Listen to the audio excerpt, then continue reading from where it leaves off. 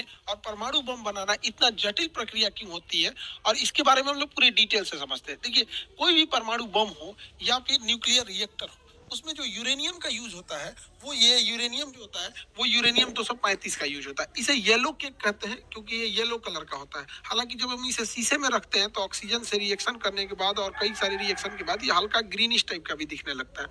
Uranium को हम लोग आशा का धातु कहते हैं, आशा का धातु। और कई बार एग्जाम में जब ये पूछता है भविष्य का ईंधन, तो कंफ्यूज मत हो जाइएगा लोग, भविष्य का ईंधन हाइड्रोजन होता है। भविष्य का ईंधन हम लोग हाइड्रोजन को बोलते हैं, हाइड्रोजन को। और आशा का धातु का अगर कहेगा तो यूरेनियम होगा। येलो केक भी होगा तो यूरेनियम। दुनिया का सबसे महंगा पदार्थ यूरेनियम है। हालांकि इसकी प्राइस का कभी कोई डिस्क्लोज किया नहीं इंटरनेशनल मार्केट में, हालांकि दुनिया का सबसे महंगा पदार्थ है। अब ये यूरेनियम इतना महंगा है क्यों? क्योंकि देखिए, यूरेनियम जो नेचुरल यूरेनियम मिलता है वो यूरेनियम 238 होता है। ये किसी काम का नहीं है। यूरेनियम 238 नेचुरल में मिलता है, वो 99.7% होता है। यानी लगभग जितना भी यूरेनियम हमें मिल रहा है वो हमारे किसी काम का नहीं है। यूरेनियम 99.3 होता है, लिख दिया 3। अब ये जो हमें हमें जो प्राप्त करना है यूरेनियम 235 चाहिए। अब ये यूरेनियम 235 कितना चाहिए, कितना है प्रकृति में? 0.7%। यानी हमें 100 केजी यूरेनियम मिलेगा ना, तो उसमें केवल 700 ग्राम हमें काम लायक यूरेनियम मिलने वाला है। ऐसे अगर परसेंटेज नहीं समझ में आ रहा है तब यहाँ पर तो 100 केजी में 700 ग्राम कितना अजीब हो जाएगा यहाँ पर। तो और दूसरी क्या है ना, दोनों मिक्स होता है। यूरेनियम 235 और यूरेनियम 238 दोनों मिक्स होता है। हमें 238 का काम नहीं है, हमें काम है 235 का। अब इसी को इंप्रूव कर दिया जाता है और 235 को जब एक्सट्रैक्ट करके बाहर निकालते हैं तो उसी के यूज करके हम परमाणु बम बनाते हैं। यही शकल है परमाणु बम की। या फिर उसको बिजली घर में बना के उससे बिजली बनाते हैं यहाँ पर। अब इसको कैसे हम लोग लाते हैं इसे समझते हैं। हम जो यूरेनियम मिला है हमें, उसमें 235 भी है और 238 भी है। 235 और 238 दोनों है। इन दोनों ही यूरेनियम को एक सेंट्रीफ्यूल नामक डिवाइस में डालकर, सेंट्रीफ्यूजल नाम के डिवाइस में डाल के गोल गोल घुमाया जाता है।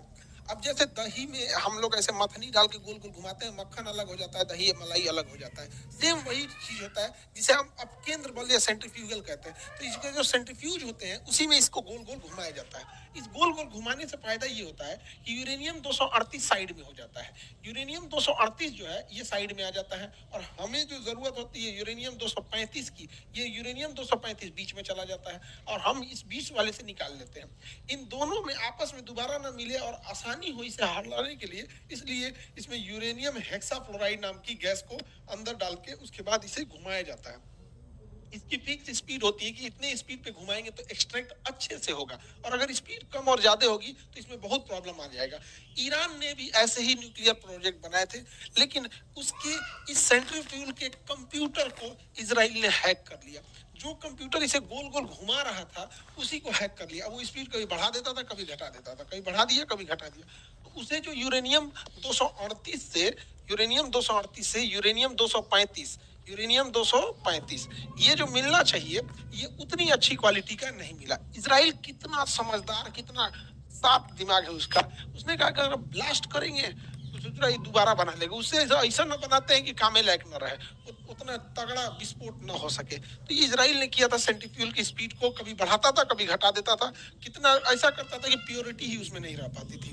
तो इजराइल का प्रोग्राम जो था, ईरान के बेसिकली प्रोग्राम को रोकने के लिए ये सारी चीजें की गई थी। अब जो यूरेनियम हमें 235 मिलेगा, यूरेनियम 235, अब ये यूरेनियम 235 को और भी प्यूरिफाई किया जाएगा। तो पहले तो 238 से हमें ले आना है 235, यूरेनियम 238 से हमें बनाना है 235।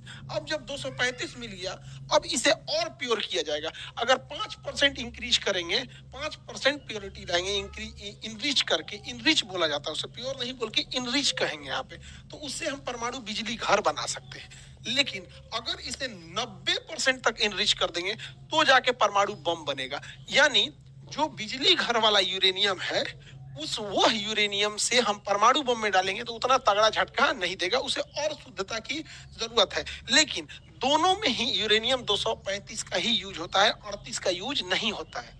यूरेनियम 235 को साफ करके जब इनरिच करके ले आते हैं तो इस तरह से उसे बंडल बना के रख लेते हैं यूरेनियम को। अब समझिए, 1 केजी यूरेनियम 235 में, 238 में नहीं भैया, 1 केजी यूरेनियम 235 27 लाख केजी कोयला के बराबर ऊर्जा देता है। यानी कहीं पर 27 लाख कोयला जला दीजिए, 27 लाख केजी कोयला जला दीजिए। जितना आग लगाएगा, जितना तबाही मचाएगा, जितना त्रहिमाम त्रहिमाम कर देगा, उतना ये अकेला 1 केजी कर देगा यहाँ पे। इसलिए दुनिया का सबसे महंगा पदार्थ होता है यूरेनियम। अब कहते हैं लोग परमाणु बम इतना खतरनाक क्यों होता है? अरे भैया, 27 लाख केजी कोयला के बराबर एनर्जी है। आप अपने ही जिला में 27 लाख केजी कोयला छींट दीजिए और उसमें माचिस मार दीजिए, देखिए आपका शहर उड़ा देगा पूरी तरह से। वही तो काम ये कर रहा है, बस उसमें कम ही मात्रा में उतना है, स्टोर है एनर्जी यहाँ पर, इसलिए ये इतना महंगा बिकता है यूरेनियम। हालांकि कोई इसका रेट अभी तक नहीं खोला है। अब इसी यूरेनियम को रख के भड़का दिया जाता है, ब्लास्ट करता है, तो इसमें से इतनी हाई मात्रा में ऊर्जा निकलती है, इतनी ज्यादा कि इंसान वेपराइज हो जाता है, भाप बन जाता है, इंसान भाप बन जाता है। इतनी भयानक इससे ऊर्जा निकलती है। और इससे दूर दूर तक इसका जो रेडिएशन होता है, हवा बहा के इसके धुआं को ले जाएगी, रेडिएशन को ले जाएगी, बाकी जगहों पे कैंसर होकर लोग मर जाएंगे यहाँ पे। इससे रेडिएशन से बचने के लिए पोटेशियम आयोडाइड की गोली खाई जाती है। अलग एक क्वेश्चन पूछा था कि कौन से जानवर पे रेडिएशन का असर नहीं पड़ेगा जिसकी त्वचा काइटिन की बनी होती है, जैसे कॉकरोच। कॉकरोच के अगर मान के चलिए इसी मोहल्ले में परमाणु बम गिरा तो इस मोहल्ला का मर जाएगा, लेकिन अगर 10-15 किलोमीटर दूर गिरा है, हम लोग अगर देख भी लेंगे ना तो उसके रेडिएशन से हम मर जाएंगे, लेकिन कॉकरोच नहीं मरेगा यहाँ पर। ठीक है।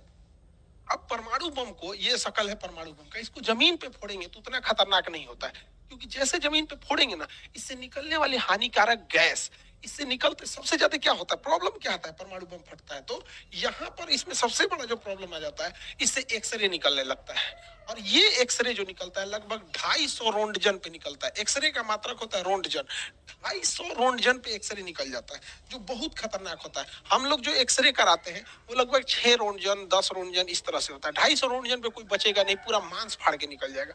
और इसके बाद इसमें से गामा रेज निकलती है, गामा रेज। अब ये गामा रेज जो होती है ये इतनी घातक होती है कि हमारी कोशिकाओं को मारने के लिए गामा रेज का यूज किया जाता है। बहुत हल्की मात्रा के गामा रेज का यूज जिस एरिया में कैंसर होता है उसे मारने के लिए किया जाता है कि कैंसर मर जाए, लेकिन इतना हाई पावर का इसमें से गामा रेज निकलता है कि पूरी शरीर मर जाती है यहाँ पे। तो ये दो ही खतरनाक रेडिएशन होती है। और सबसे ताज्जुब की बात ये है कि ना हम लोग गामा रेज को देख सकते हैं, गामा रे भी हमें नहीं दिखाई दे सकता है, और ना ही हमें एक्सरे दिखाई दे सकता है, तो हमें दिखेगा ही नहीं, अचानक आर पार होकर मर जाएगा आदमी यहाँ पे। यही खत्म, जैसे कोरोना कहाँ हम लोग को दिखता था, अचानक किसी को हुआ कोरोना मर गया यहाँ पे, तो वही होता है यहाँ पे। अगर गामा रे लग गया तो पता ही नहीं चलेगा वो क्या हो गया, 10-15 दिन बाद, एक हफ्ता बाद आदमी मर जाता है। तो परमाणु बम एक तरह का विस्फोटक घातक नहीं होकर यह एक प्रकार का प्रदूषण है, जिसे नाभिकीय आपतन कहते हैं, न्यूक्लियर फॉलआउट कहते हैं। ये जमीन पे अगर पटका गया तो इसके जितने रेडिएशन है हानिकारक, उसी मोहल्ले में, घर द्वार गली कुची में भर जाएगा और दूर तक खतरनाक इसका असर नहीं जाएगा। इसलिए जब भी परमाणु बम को ड्रॉप किया जाता है तो इसमें एक डेटोनेटर लगाया जाता है, और वो डेटोनेटर हाइट को नापते रहता है, बैरोमीटर से सेट रहता है कि जब वो 600 मीटर की ऊंचाई पर शेष रहता है तो इसी ऊंचाई पे ब्लास्ट किया जाता है। कभी भी जमीन पे ले आके परमाणु बम को नहीं ब्लास्ट किया जाता है। तो जापान और हिरोशिमा पे भी जो गिरा था वो 600 मीटर की हाइट पे गिरा था, ताकि मैक्सिमम तबाही हो सके और उसका रेडिएशन पूरे चारों ओर फैल जाए, और इसका असर 30,000 साल तक रहता है। ये नहीं कि आज परमाणु बम फूट गया तो कोई दिक्कत नहीं, इसका असर रहेगा 30,000 साल तक। बहुत बुरा असर रहता है, उस एरिया के जीन, जेनेटिक्स, सारी चीजों को चेंज कर देता है। अब इसी को बनाने में लगा हुआ है ईरान। अब इंटरनल खबर है कि ईरान ये बना चुका है। जैसे भारत भी परमाणु बम बहुत पहले बना लिया था, लेकिन उचित समय नहीं आ रहा था परीक्षण करने की, पॉलिटिकल क्लियरेंस नहीं मिल रही थी। अटल बिहारी वाजपेयी के समय तो पूरी तरह से पॉलिटिकल क्लियरेंस मिल गया। उसी तरह ईरान लगभग बना चुका है, और इसके बनाने में हेल्प किया है तो रूस ने हेल्प किया है, क्योंकि रूस को पता है कि अगर ईरान चला गया तो फिर रूस के लिए खुला समर्थन करने वाला कोई देश नहीं आएगा, क्योंकि भारत बैलेंस करके चलता है, चीन को दुनिया से मतलब ही नहीं है। तो ईरान और ये बैलेंस, इसको रखना जरूरी है। अब ये ईरान अगर परमाणु बम बना भी लिया है तो उसका सबसे बड़ा दुश्मन इजराइल है। अब इजराइल के पास आयरन डोम है, अगर ये मिसाइल में भर के मारेगा भी तो इजराइल मार के गिरा देगा। तो इजराइल की एक कमजोरी, वो हाइपरसोनिक मिसाइलों को नहीं मार पाता है। हाइपरसोनिक मिसाइलें बहुत तेज गति से चलती हैं, उसे मार नहीं पाता है। तो रूस ने हाइपरसोनिक मिसाइल भी थमा दिया है ईरान को। अब ईरान कैसे कंफर्म करे कि वो हाइपरसोनिक मिसाइल सही में काम कर रहा है कि नहीं, या फिर इजराइल पे मारा और इजराइल उसे काउंटर कर पा रहा है कि नहीं। तो ईरान ने क्या किया, वही हाइपरसोनिक मिसाइल थमा दिया यमन के हूती विद्रोहियों के पास, और यमन के हूती विद्रोहियों ने यहां से चला दिया हाइपरसोनिक मिसाइल इजराइल पे, और इजराइल पे जाके गिर भी गया। अब समझो, उस मिसाइल में खतरनाक विस्फोटक नहीं है, तब ना इजराइल बच जा रहा है। अगर उसी में परमाणु बम भर दे और तब मार दे, तो भैया तुम काउंटरे करके क्या करोगे, तो गिर गया वहां पर। तो ये बड़ी खतरनाक इन दोनों देशों के बीच परमाणु हमला का डर है। यहाँ पे इजराइल के पास पहले से परमाणु है। हमारे लिए भी ईरान बहुत जरूरत की चीज है, हमारे लिए रूस भी जरूरत है। इंटरनेशनल रिलेशन में हमारा कोई नहीं होता है। जब हमारे ऊपर ताज होटल पे हमला हुआ, अजमल कसाब ने नंगा नाच करा दिया था मौत का वहां पर, और तबाही तबाही हो गई थी। आपको जान के ताज्जुब होगा, इजराइल ने अजमल कसाब को आतंकवाद की श्रेणी में नहीं डाला था। और वो डाला कब, इस साल डाला है, जब उसके यहाँ पड़ा है तब। 15 साल तक भारत ने, 16 साल तक रिक्वेस्ट किया कि भैया अजमल कसाब तो आतंकवादी है। तो इजराइल ने कहा कि भाई हम कहे को दुश्मनी ले पाकिस्तान के आतंकवादियों से। तो इंटरनेशनल रिलेशन में ये मायने नहीं रखता है ना कि सामने वाला क्या है, हमारा इंटरेस्ट क्या है, ये मायने रखता है। अब जान के ताज्जुब होगा, पूरी दुनिया अजमल कसाब को आतंकवादी मान रही थी, इजराइल नहीं मान रहा था, अभी माना है वहां पर। तो भारत भी हमास को, हिजबुल्ला को नहीं ये आतंकवादी संगठन में रखता है। भाई तुम हमारे लिए खड़े रहोगे तब तो हम तुम्हारे लिए खड़े रहेंगे। इंटरनेशनल रिलेशन में हमेशा याद रखिएगा, ना कोई हमारा परमानेंट दोस्त, ना हमारा कोई परमानेंट दुश्मन। नरेंद्र मोदी जब गुजरात के चीफ मिनिस्टर थे, तो अमेरिका ने उन पर ये गुजरात दंगों का एलिगेशन लगा के अमेरिका में घुसने में प्रतिबंध लगाया था, कहता वीजा ही नहीं देते हैं यहाँ पे। और जब प्रधानमंत्री बन गए तो यही अमेरिका वीजा खिला रहा है। ट्रम्प बुला के हाउडी मोदी और नमस्ते ट्रम्प हो रहा है। तो इंटरनेशनल रिलेशन में कभी भी गांठ नहीं बांधा जाता कि मेरा परमानेंट दोस्त है, परमानेंट दुश्मन है। ईरान का सबसे अच्छा अगर कोई दोस्त था तो खोमैनी से पहले इजराइल ही दोस्त था उसका सबसे अच्छा। ईरान का सबसे अच्छा कोई दोस्त था तो अमेरिका था उसका दोस्त, जब तक कि खोमैनी की सरकार नहीं आई थी यहाँ पर। 67 के दशक की बात है, तो 67 बीते 50 साल पहले की बात है। तो अब आप आजकल इंटरनेशनल रिलेशन, 2 साल का इंटरनेशनल रिलेशन देख लेंगे तो उससे नीतियां बनती और बिगड़ती नहीं। 50 साल का एक लंबा अनुभव देखना पड़ता है, तब जाके नीतियां बनती है। हमारे लिए ईरान ज्यादा जरूरी है, रूस भी जरूरी है। अब ईरान रूस को क्या दे रहा है, ईरान सस्ते मात्रा में रूस को ड्रोन प्रोवाइड करा दे रहा है और बैलिस्टिक मिसाइल दे रहा है, क्योंकि ईरान के इंजीनियर एकदम सस्ता में मिसाइल बना लेते हैं, ड्रोन बना लेते हैं। अब ये ड्रोन से बौछार कर दे रहा है यूक्रेन में। तो इजराइल, रूस को भी फायदा है ईरान से, ईरान को भी फायदा है रूस से। अब यहाँ ईरान के हथियार को यूज कर रहा है ये यूक्रेन के खिलाफ, और ईरान रूस के द्वारा दिए गए हथियार को ईरान यूज कर रहा है इजराइल के खिलाफ। तो दोनों में म्यूचुअल दोस्ती है यहाँ पर। हालांकि क्या आप भी स्टॉक मार्केट में इन्वेस्ट करना चाहते हैं? है इजराइल के खिलाफ, तो दोनों में म्यूचुअल दोस्ती है यहाँ पर। हालांकि अगर देखेंगे इजराइल को, तो इजराइल बहुत ताकतवर है और उसकी खुफिया एजेंसी एकदम बेरहम की तरह मारती है। इजराइल अपने दुश्मनों के साथ कोई मर्सी नहीं करता है, और ये हकीकत है। इजराइल अगर कमजोर पड़ेगा तो इजराइल का कोई इंसान जिंदा नहीं रह सकता है। इजराइल को जिंदा रहने के लिए ऑक्सीजन नहीं, युद्ध करना पड़ता है, वरना अरब देश उसे छोड़ेंगे नहीं। ये हकीकत है यहाँ पर। अरब देशों ने पिछली साल जो 7 अक्टूबर को घटना हुई, तुम हमला करो, इजराइल की सेना से लड़ो, पूरी सेना को मारो, कुछ भी करो, इससे कोई बहस नहीं पड़ती है। यार इजराइल में कोई बूढ़ा आदमी, कोई औरत, कोई फेस्टिवल मना रहा, उसको मार दिया हमास वाला।